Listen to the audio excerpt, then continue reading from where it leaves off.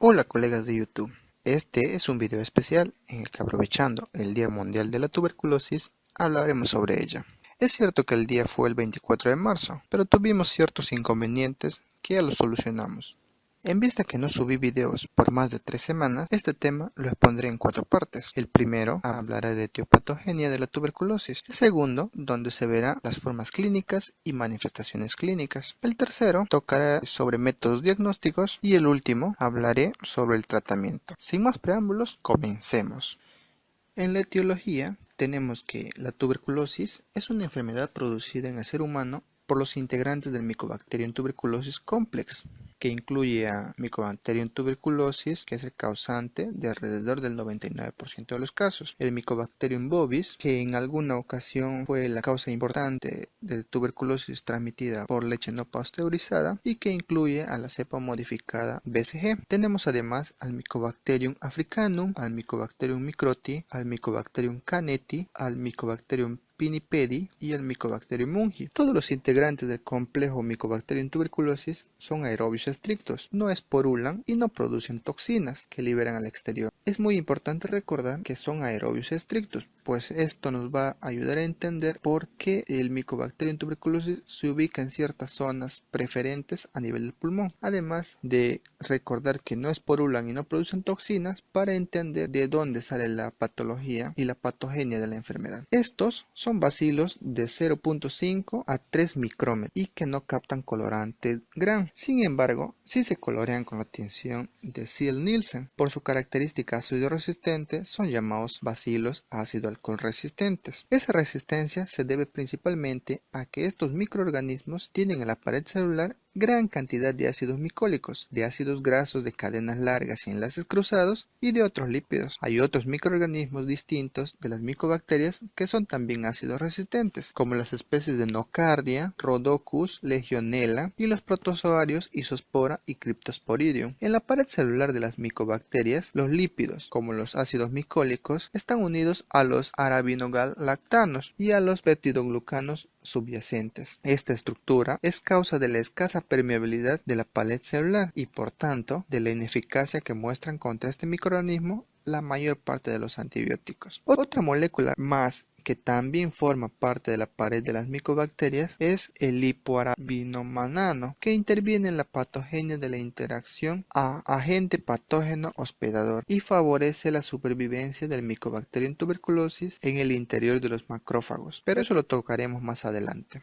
Con respecto a la patogenia, vamos a ver que en la historia natural de la tuberculosis podemos distinguir 3 posibles situaciones, condicionadas por las diversas formas de relación entre el Mycobacterium tuberculosis y el huésped. Estas 3 condiciones pueden ser la exposición al Mycobacterium tuberculosis, la infección por Mycobacterium tuberculosis y la enfermedad por Mycobacterium tuberculosis. En la exposición al Mycobacterium tuberculosis tenemos que el hombre enfermo, ya sea al hablar, cantar, reír, estornudar y sobre todo al toser, elimina infinidad de pequeñas microgotas de secreciones respiratorias en forma de aerosoles que están cargadas de micobacterias. Estas partículas de 1 a 5 micrones, que son también llamadas gotas de Flush, pueden permanecer en el aire varias horas según el entorno. La transmisión de la enfermedad se produce cuando otra persona inhala el aire que contienen estos núcleos goticulares. Esto ocurre generalmente en el interior de lugares cerrados, pues la ventilación hace que los núcleos goticulares salgan de un espacio contaminado y la luz solar directa mata rápidamente al Mycobacterium tuberculosis. Las microgotas más pequeñas son las que llegan al espacio alveolar, donde inicia una replicación bacteriana lenta que dura un promedio de 14 a 21 días.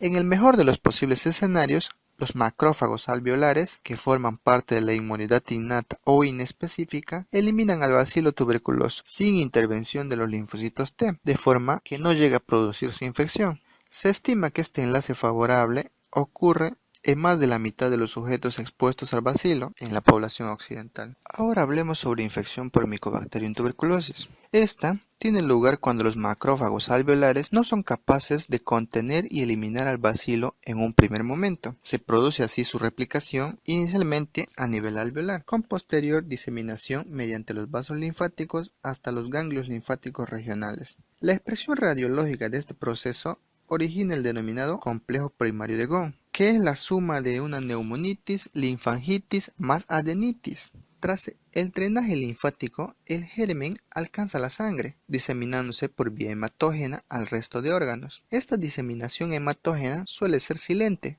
y se acompaña de la aparición de una hipersensibilidad retardada o celular tipo 4 al microorganismo, en la que participan los linfocitos T, que forman parte de la inmunidad específica o adquirida. ¿Y cómo ocurre esto? Los macrófagos, al fagocitar a las bacterias, presentan en su superficie péptidos de Mycobacterium tuberculosis, que son reconocidas por los linfocitos T CD4 específicos, estableciéndose una relación de estimulación recíproca mediada por citocina entre ambas células. Si esta relación deriva en la diferenciación de dicho CD4 a un fenotipo T helper 1, este es capaz de activar al macrófago a través de la liberación de interferón gamma, factor de necrosis alfa e interleucina 12, dando lugar a la transformación del macrófago en una célula epiteloide y formándose granulomas que mantienen contenido al bacilo. Aunque el Mycobacterium tuberculosis puede sobrevivir en su interior, su crecimiento se ve inhibido por la baja presión de oxígeno y la presencia de un pH ácido, permaneciendo así en estado latente durante meses, años o en más del 90% toda la vida del sujeto. Algunas veces la infección se ubica no solo en el pulmón, sino que se extiende también a los ganglios torácicos, que a veces se calcifican posteriormente, lo que se conoce como complejo bipolar de Ranke. Como tercera posible situación, encontramos a la enfermedad por Mycobacterium tuberculosis, o también llamada tuberculosis activa. Cuando la respuesta inmune es insuficiente, se da lo que se conoce como enfermedad de tuberculosis, que en la mayoría de los casos se da en los 2 primeros años siguientes a la primoinfección. Y tan solo el 10% de los infectados por Mycobacterium tuberculosis desarrollarán enfermedad en algún momento de su vida. Tiene mayor riesgo de enfermar en los contactos recientes los niños menores de 5 años, los coinfectados por VIH y los pacientes inmunodeprimidos. Stiblo señala que cuando la infección por Mycobacterium tuberculosis se desarrolla en una persona que nunca estuvo infectada previamente, debería llamarse tuberculosis primaria. Si la enfermedad se desarrolla en una persona previamente infectada por la tuberculosis, propone llamarla tuberculosis secundaria o tuberculosis postprimaria, que lo hace habitualmente desde un foco residual de la tuberculosis primaria, lo que se conoce como reinfección endógena, o por una nueva infección externa, lo que se conoce como reinfección exógena. La nueva infección o la infección repetida en una persona que ya ha tenido una infección primaria sigue considerándose todavía tuberculosis primaria, y es por ello que, para términos epidemiológicos, se recomienda que se clasifique como tuberculosis primaria toda tuberculosis desarrollada y diagnosticada dentro de los 5 años siguientes al desarrollo de la infección primaria, y como tuberculosis secundaria a toda tuberculosis diagnosticada más de 5 años después de la infección primaria.